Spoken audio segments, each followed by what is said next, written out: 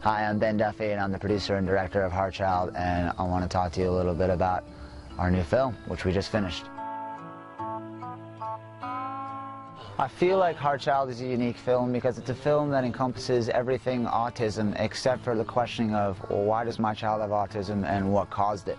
And Chris Worley kind of shares the mentality that the first few years of your child's life go by so fast, and especially with a child who has autism, they need so much care and treatment that there really is no time to put your energy into anything else besides doing whatever it is you have to do to ensure that your child has a healthy and happy life. And I think that it was that spirit that allowed me to make a film that not only exposes an amazing organization, but allows a community of parents not to feel so isolated because they were brought together to share their pains and fears and struggles, and then of course their happiness and joys by something as out of the box as gathering at a skate park and watching your autistic kid skate. I know I met most of my friends through skateboarding, and I feel like Chris Worley successfully brought that aspect of skateboarding to the autism community, and it's a very, very special thing. No desires do I hide. Not today, not today, nor for the next 1,000 lives. I chose A-Skate because I really back the message, and it's really awesome to see the autistic children for the first time when they get on a skateboard. The smiles, the laughter, just the whole package of their excitement is what got me amped on doing this.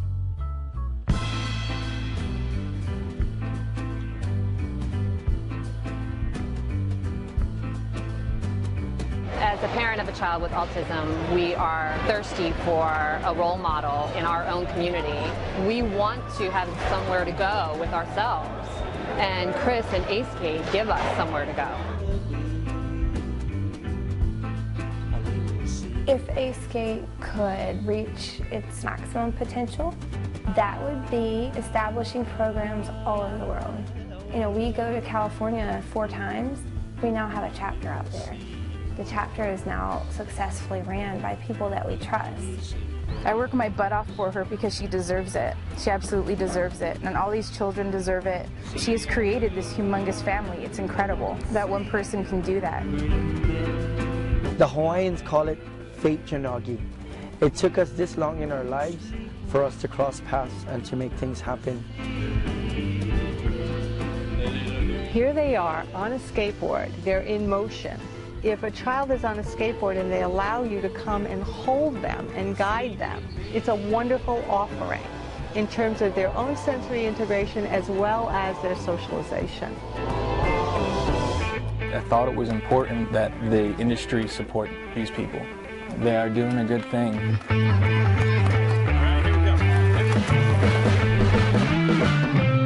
As big as skateboarding gets, we are our own isolated community, and when you see somebody else on a skateboard, that's family, you know, and you're supposed to take care of family. I would like for this to be used as a real resource for children and families with autism.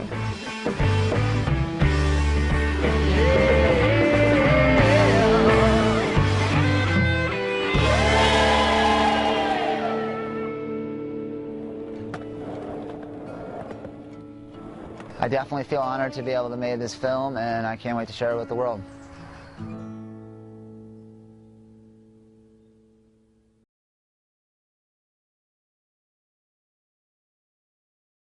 Let's use that as a segue to this work that I wanted to talk with you about. It's so fascinating. I came across a woman named Chris Worley, and she has a son who has autism, and she discovered on a visit to a park that he was fascinated with the skateboarders. Mm-hmm. He just loved sitting there, and he'd watch them all day.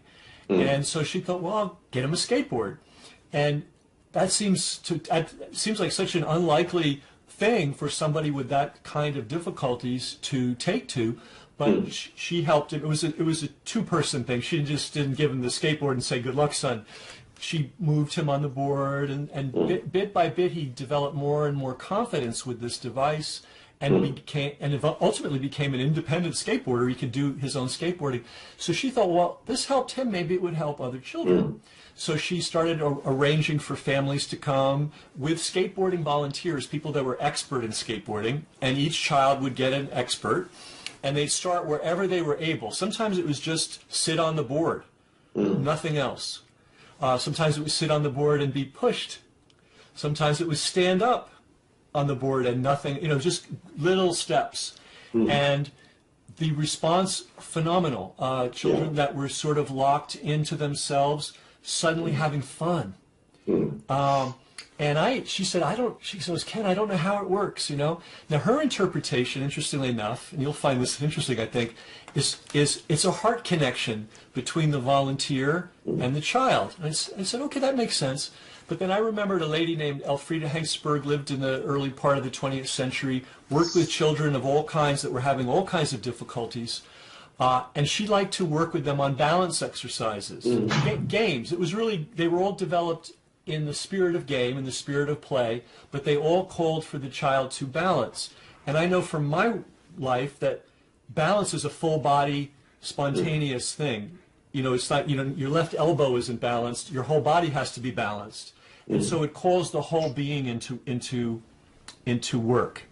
Yeah. Now there's balance and hearing, which are somehow related. So here's where I'm explaining you today. I'm asking you based on your knowledge, and you don't know much about Chris's work, you haven't had a chance to see it, it's just my representation of it, but we absolutely see children on these boards, sometimes with a lot of skill, sometimes with very little, smiling, interacting, feeling like they're part of the world again.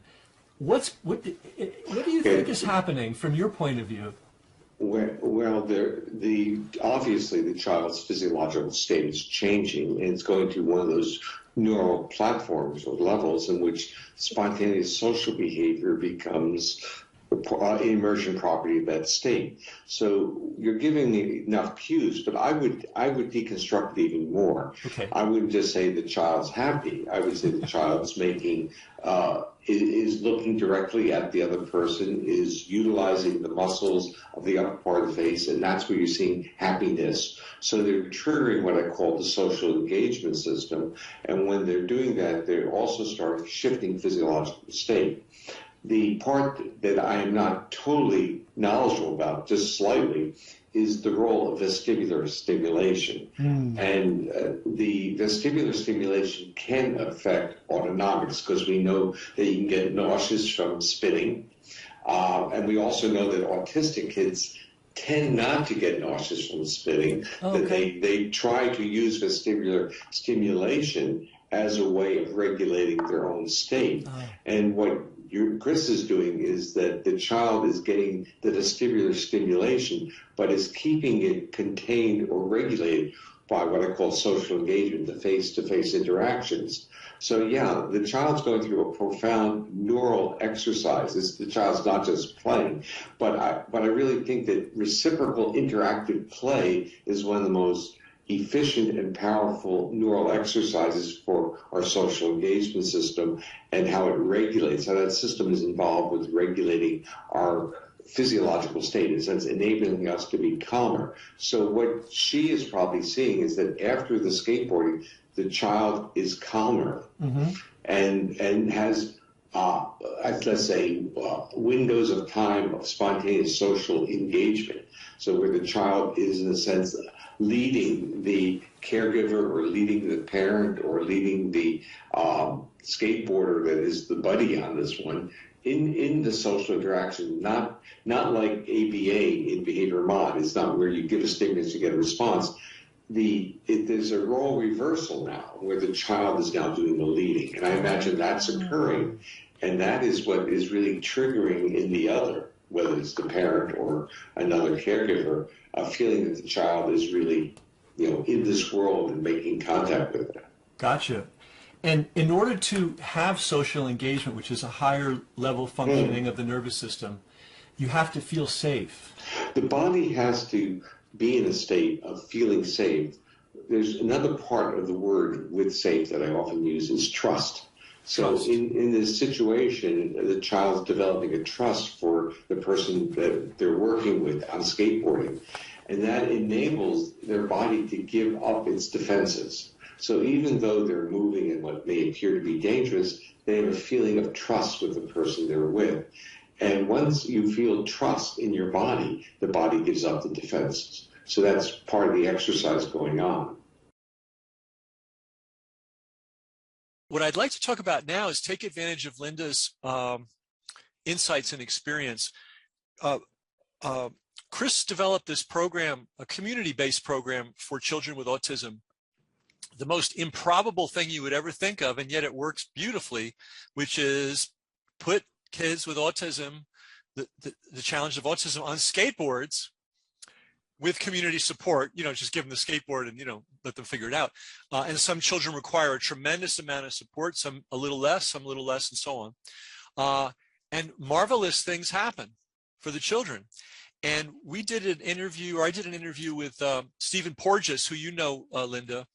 Mm-hmm. I said, Stephen, how, Stephen's the expert on neurology and all these things. How on earth could putting a child on a skateboard improve this condition, which we're all told can never be treated and it's beyond repair and all this stuff? How could something so simple as being on a skateboard provide relief and a sense of joy and confidence and social interaction with children that are otherwise very challenged in those areas? So maybe you could share what you think is going on from a scientific and clinician's point of view. Okay, so because children with autism are in this limbic world where everything happens very quickly, everything is in present time, their reactions are very quick, and they're using the fascia to react all the time, the emotional fascia to react, right? So, but they breathe up here most of the time. So they tend to breathe emotionally. Now, when you're on a skateboard, in order to balance at all, you really can't be flying from your shoulders. You have to start to use your diaphragm. But because it's so quick, the emotional muscle, which is reacting to what they're seeing, so they're seeing things very quickly, they're reacting very quickly, they have to balance. So it begins to, I think, work the diaphragm. Also the twists and the turns and the movement, they're all at this level. So this is naturally improving the circulation of blood to the brain. And it's also now creating that shift of blood into those areas which are more deficient areas. That's the areas which would connect the limbic system to the other parts of the brain. So they wouldn't always be in this emotional world, which has a lot of beauty to it. It's when you were going through the car wash. I share and sympathize entirely with the car wash. I found it very interesting the first time I went through a car wash. It's quite exciting. But that's why it's so perfect, really. Because if you breathe up here, you're going to fall off your skateboard. You're going to float off your skateboard. Totally makes sense. I think that when I first started to understand and notice that skateboarding was really impactful for both of my kids, not just my son with autism, but his brother as well. I'm not a very book educated person. I grew up in a very small town that has a podcast named Shit Town about it. Believe it or not, S-Town. That's the name of the place I came from. And I don't have the greatest education. I probably should have been diagnosed with a little bit more than ADHD as a child, missed all kinds of boats.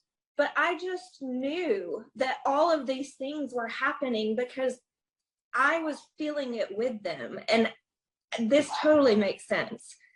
It really, I don't know, it just totally makes sense because I remember when Sasha was 5 and his brother Fallon was 3, he would have problems taking deep breaths. It was almost like he would just be frantic and go on this emotional tantrum. And then after the fact, after he had broken a few things or whatever the situation was, it was like he finally took a deep breath and would just breathe out, and then everything was fine. And I'm like, well, maybe we should be doing that a whole lot more. It makes so much sense, because if you cut anybody's oxygen off, we're all going to go frantic. I mean, I think that's the natural, to thrash around and get rid of whatever's restricting the oxygen. Even if we don't know why we're doing it, it's probably most ingrained in us, right? And it's what causes panic attacks. And so in your view, this free-floating panic that so many people suffer from, anxiety, maybe depression, but panic attacks specifically, could simply be the oxygen is just not getting to the brain, and the brain is having a perfectly logical reaction to that. It certainly is, yes, without any doubt, I'm sure. Yeah, well, I can agree with that too. I think I had panic attacks for probably 25 years before I realized that I was having panic attacks. It was just in my 30s I realized I was having it, or having them. I can't imagine being my son and living through his lens and having to understand the things that he's going through, but not being able to communicate either. Like it just blows my mind that he's gotten this far. He's amazing. Hey, let's talk a little bit about some of the fundamental science. So, Linda, you used the word limbic system. So a lot of people know what that means, but a lot of people don't know what that means. What is the limbic system?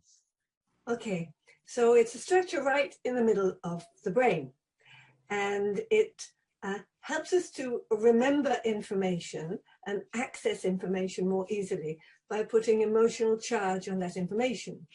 So the emotional charge is stamped by the way we breathe. So if we're agreeing to meet at 5, I say, yes, we'll meet at 5, okay? And then I breathe back down here with my diaphragm, right? So if I'm still breathing up here, sure, oh, was it 5? Are we going to meet at 5? you get stuck. Now, when you're breathing up here, the oxygen is focused into the little limbic world.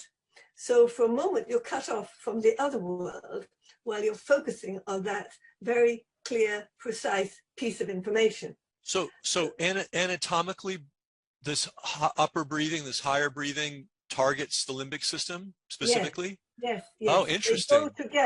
They go together. Okay.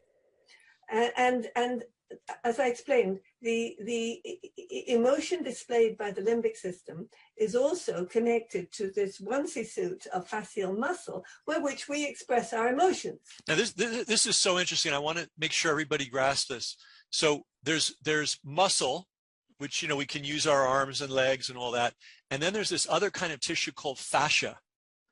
And you have this great expression, which I've never heard before, but it's so perfectly descriptive. It's a onesie suit. In other words, when you see little babies and they can't articulate anything, they're just all body, They're having their joints. See, that's an example of the fascia tissue working. And so, but even when we grow up, we still are encased in fascia. So which is different than muscle. And then you also pointed out something so fascinating, that fascia is fast. In other words, fascia is when you put your hand on a hot stove and your hand is pulled back before you even realize you pulled your hand back. That's an example of your fascia working. Yeah? Yes.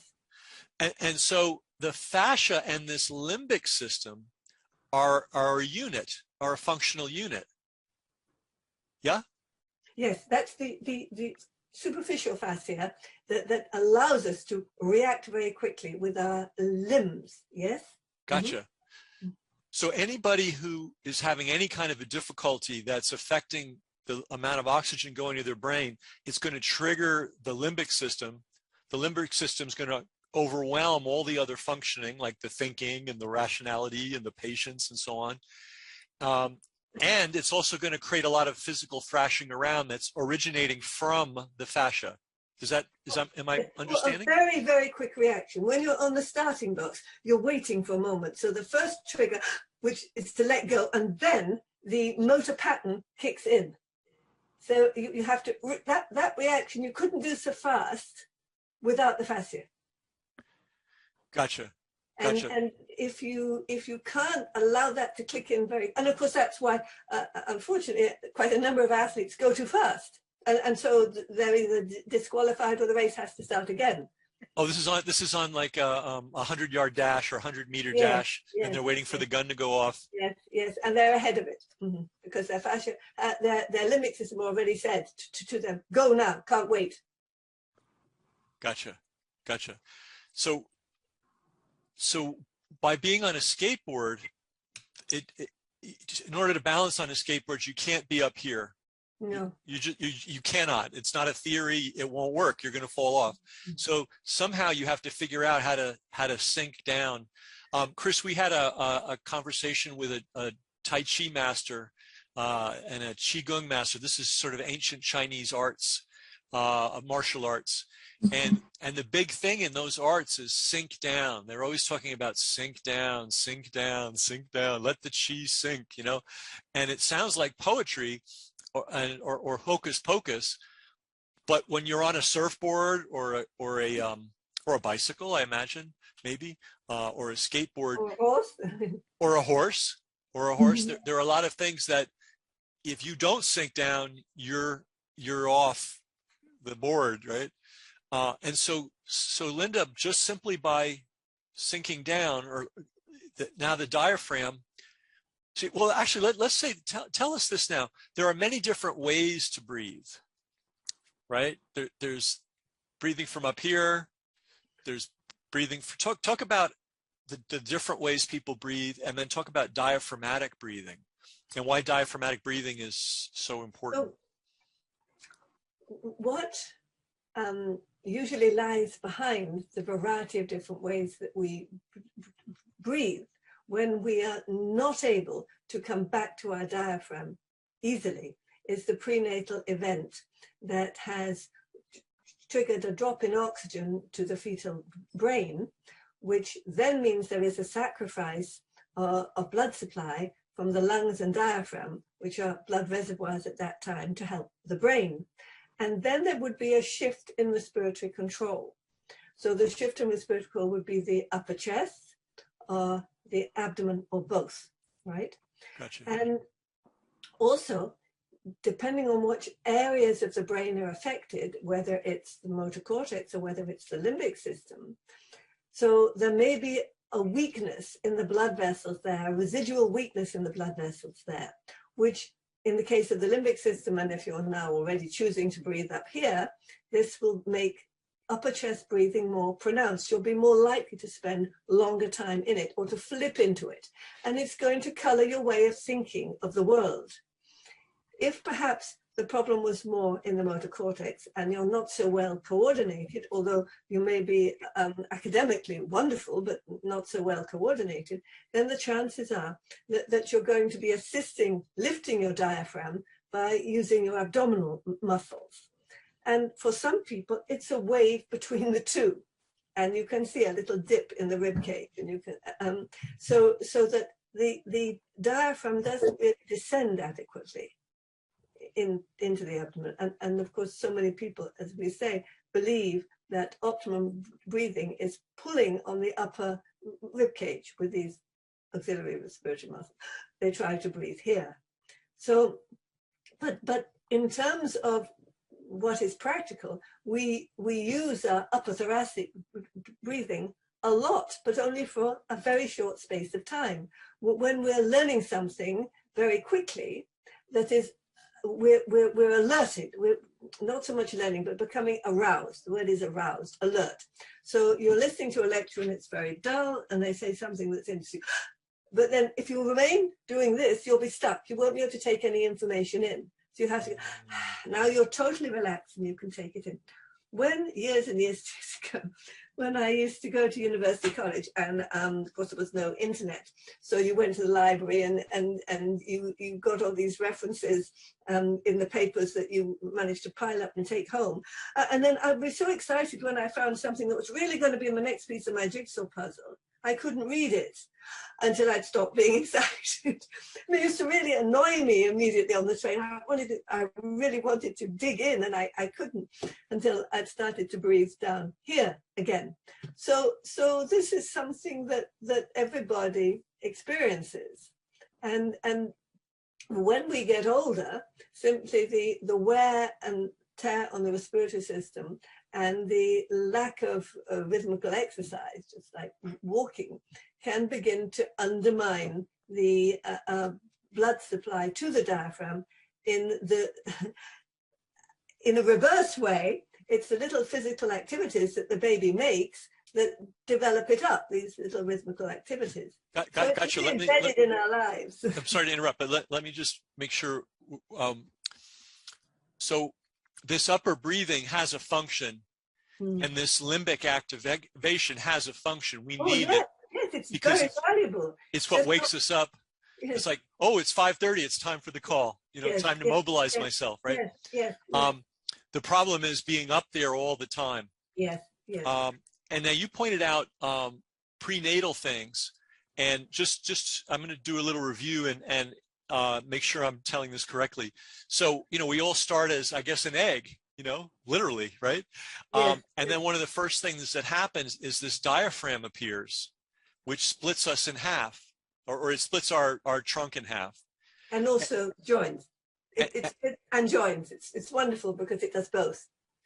I'm going to ask about that in a second, because I know the joints are really important, and I'm going to ask how the diaphragm and the joints work together. But just for a moment, so there's this diaphragm, and it splits our trunk in half.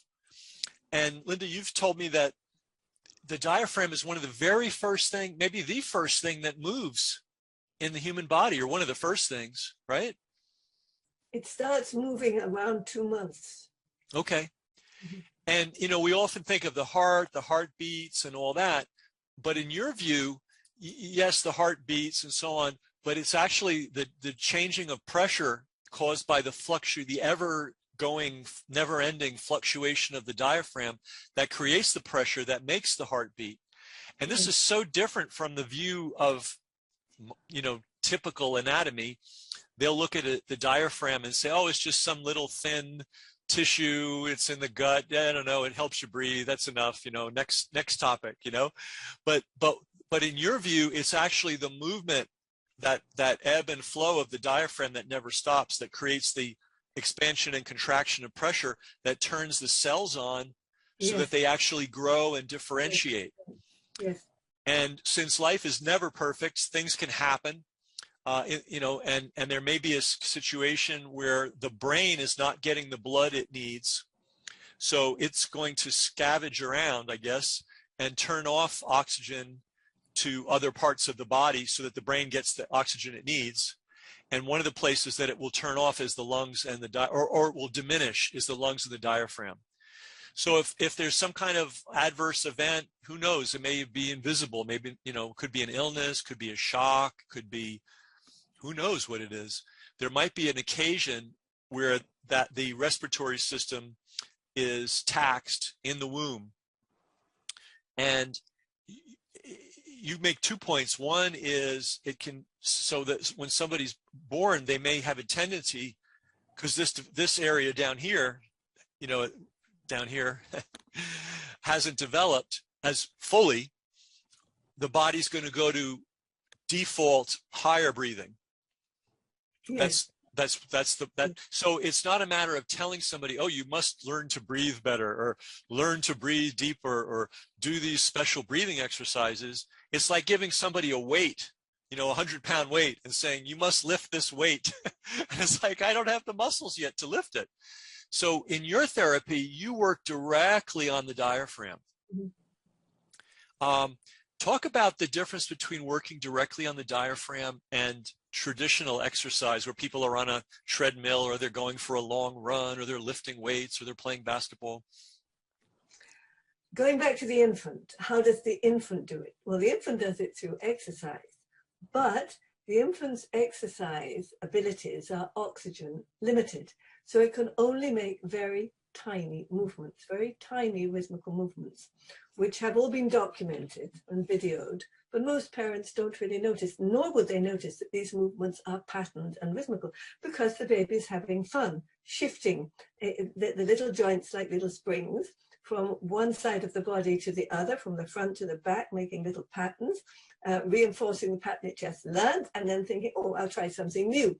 And of course, every day it can move a little bit better because it's also been gently compressing and decompressing its diaphragm, increasing blood supply through the diaphragm to help the diaphragm to become thicker, to develop its fatigue-resistant fibers, and to feed the nerves within the diaphragm. There's a huge complex network of nerves fed from each side through the division of the phrenic nerve, and the vagus nerve goes into the diaphragm as well. So it's a very well-informed organ, hugely well-informed, because it has to be, because as time goes by, it will have to be changing respiratory rate and depth in response to a huge, rich range of metabolic demands, which of course aren't being made by the little baby. Even the baby's nutrition is very, very simple. You know, it's basically mother's milk. It hasn't got to produce a lot of enzymes and protective sphincter muscles to help to digest its food. So can I interrupt 1 second? So one of the things that's going on with the baby that none of us were ever aware of is they are slowly but surely developing their diaphragm. Yes, this is absolutely central to everything else. Well, when you're out of breath, you can't do anything. You can't eat, you can't speak, you can't move until you've got your breath back. And there's a point you make that I want to make sure everybody listening knows. Everybody's aware that the diaphragm is an assistant for breathing. Everybody understands that. But hardly anybody understands that it's key to all circulation. It's key to the circulation of blood, the circulation of lymph, the circulation of cerebral spinal fluid, everything, right?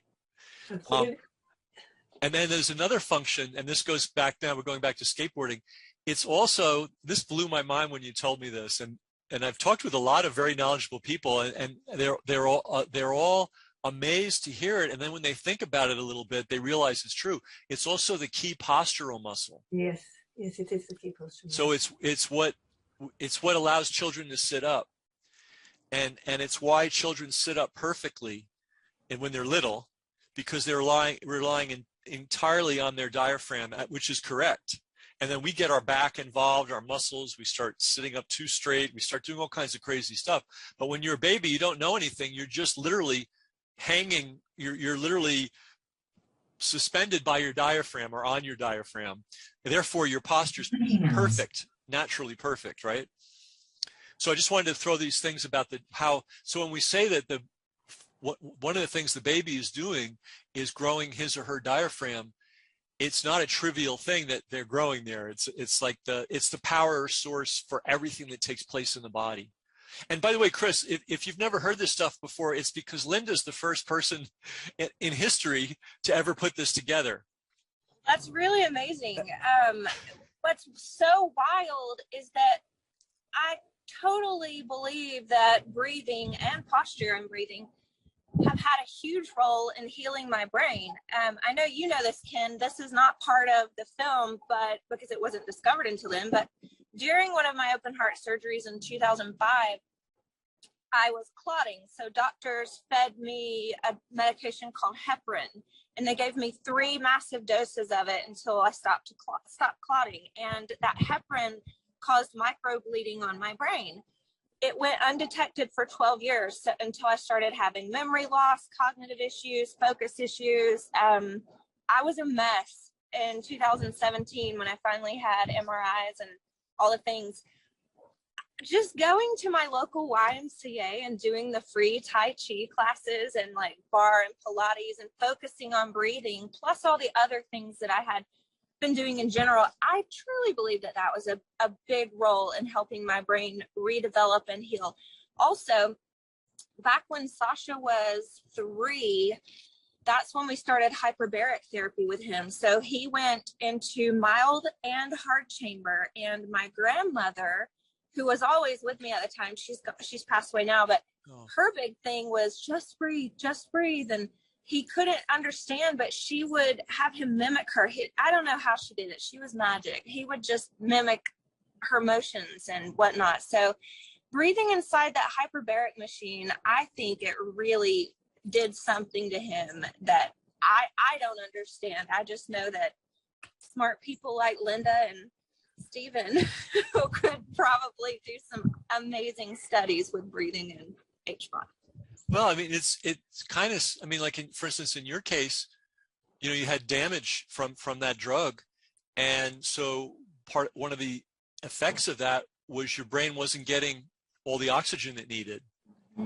And so no matter who you are, if you're not getting the oxygen to your brain, it's going to cause problems. You know, you could be Superman and you're not going to be able to do anything.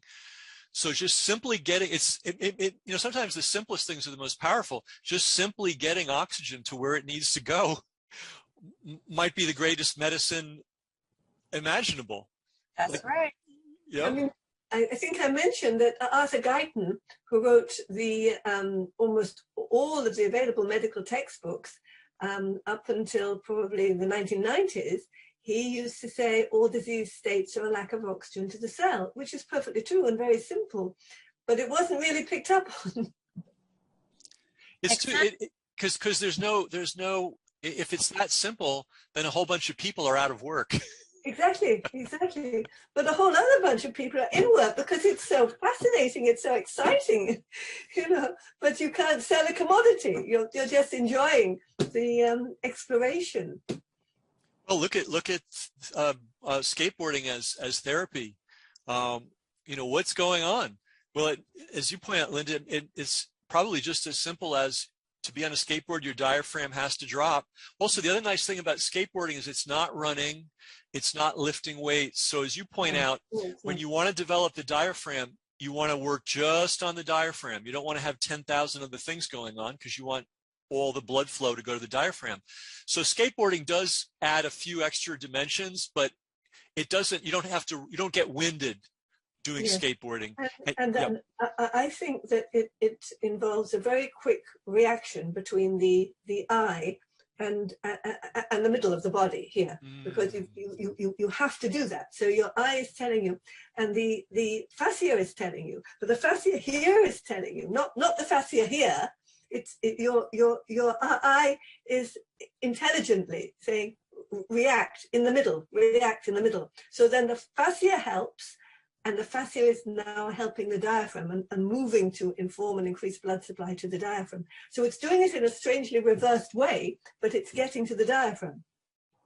Gotcha. And that act directs better circulation to the diaphragm. Twist and turn here is going to be, that's what the babies does such a lot of. And sort of studies show that children with autism didn't have the same early motor patterns that typical children have. So they missed out on that. Interesting. Because this, again, was too strong. They were still reacting this way from the outside. And in your view, it may well be that the child was already challenged, may not have been obvious, you know, and that the vaccination, yes, it was just pushed them over. They were already kind of struggling a little bit, maybe not overtly, not obvious, and a child that might have been more sturdy could accept the vaccination, you know, have whatever problems those vaccinations create, but basically overcome it. But somebody who was vulnerable, but the vulnerability may not be apparent. No, it may not be apparent. Yeah. And certainly not at a very young age. But because the diaphragm shifts the lymph around the body's main detoxifying system, it's returning the deoxygenated blood from the brain back to the heart, so the blood doesn't stagnate there. So if there is a small twist in the blood vessels in that area where there's been a drop of oxygen and they've kind of collapsed, okay, they've become atrophied, which just means atrophic, no food. It doesn't mean that they can't be corrected. But under those situations, then what blood is passing through will just pass by that, because it's tricky to get into, because water takes the course of least resistance, so it will just pass through.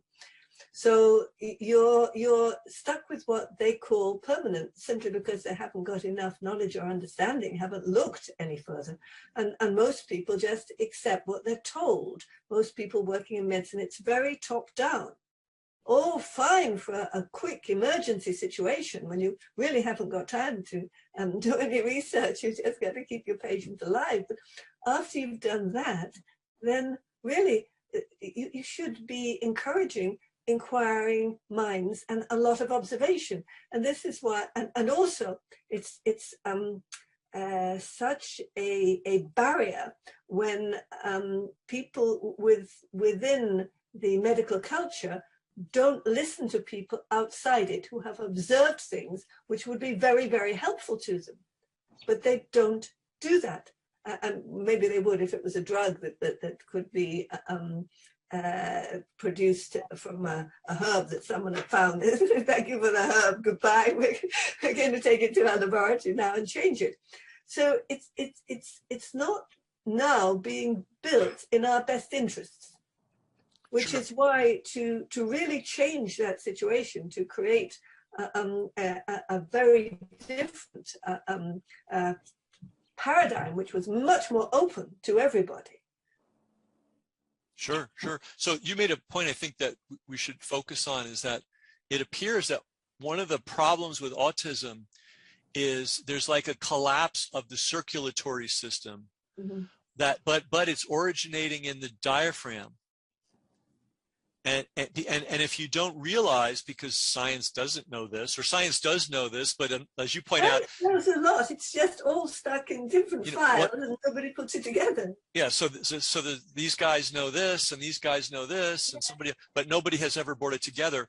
But the average doctor, let's say, even the average informed doctor, has no idea that circulation of blood and lymph and cerebral spinal fluid, and drawing the so-called bad blood out of the brain. Right, what would you call it? The deoxygenated blood. Yes. They don't know that all that is dependent on the health of the diaphragm. So if something comes along that interferes with the brain and therefore with the diaphragm, potentially, the whole circulatory system that refreshes the brain and refreshes the blood and just makes everything work beautifully, suddenly is impaired.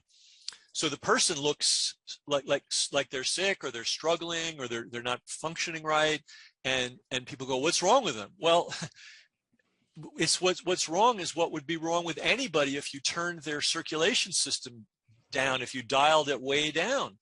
If I don't have my lymph flowing, if I don't have blood getting to my brain, and the point you make, which is so important, is the diaphragm draws the deoxygenated blood out of the brain so fresh blood can go. Yes. So if your diaphragm is weak, you're going to, it's all just, the vulnerable areas is going to stagnate. So let's talk about the hyperbaric chamber. So why does that work, Linda? Is because the body is just flooded with oxygen. So even if your diaphragm's deficient, and if you go into a hyperbaric chamber, it's all just going to be streaming at you from all directions. So you're going to feel some relief. But you, as a person that operates these chambers, you have an interesting perspective on their efficacy over the long term. Could you talk about that?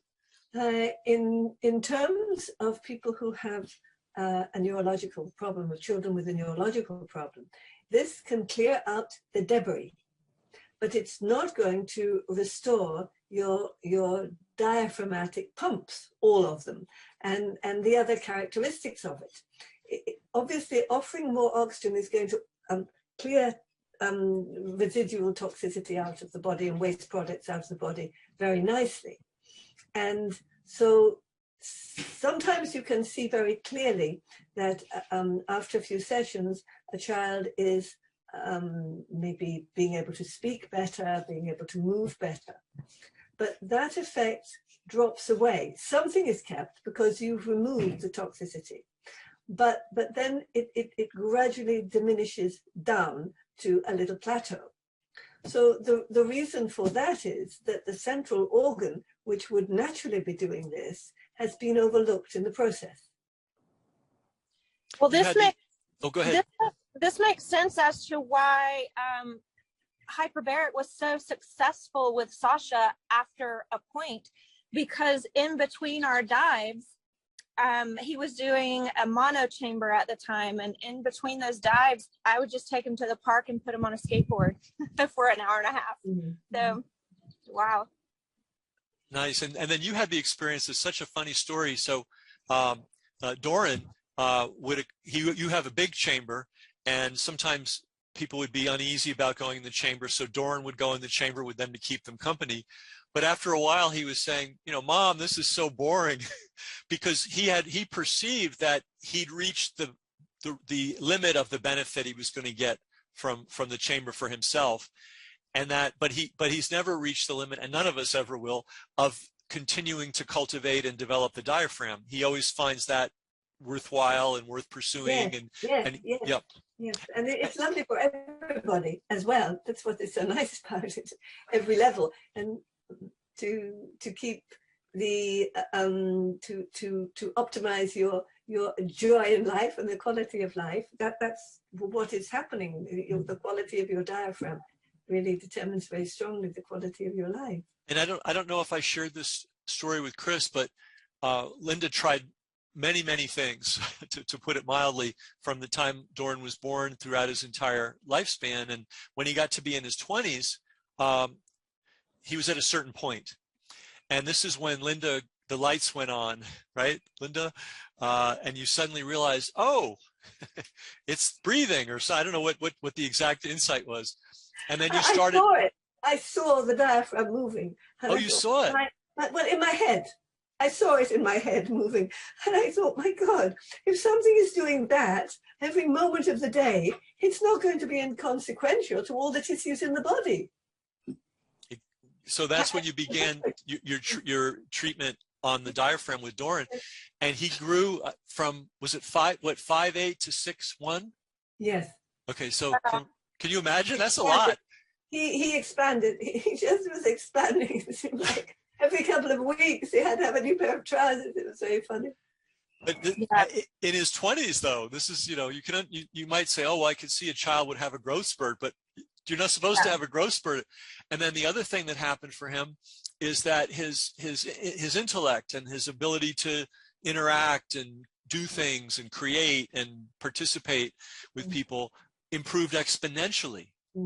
And still is. Yeah. All from developing the diaphragm.